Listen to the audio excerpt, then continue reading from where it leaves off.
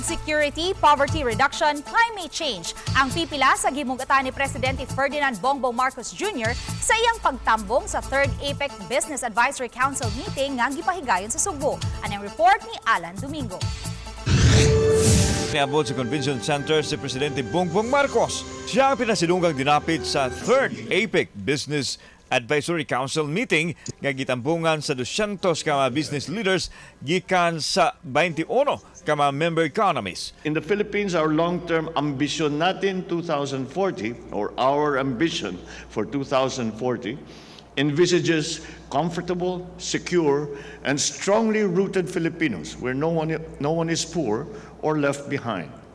We aim to achieve this through, amongst others, strengthening agriculture and food production, industrialization, connectivity, and supply chains.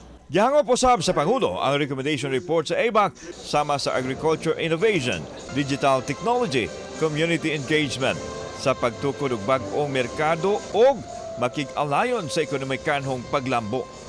Gidugang nini ang pagpangita og pamaagi o exploration sa tinubdan sa renewable energy. Labaw sa tanan ang populasyon sa business sector alang sa pagkabot sa paspas nga kalambuan. But our goal is really to give Asia a bigger voice in changes, right? Renewable energy, transition. Gidugang sa APEC nga maayo na ang business climate sa rehiyon, ilabi na sa Pilipinas, human sa nasinating pandemic. Kauban si Clover Lumayag, ako si Alan Domingo. GMA Regional TV Live.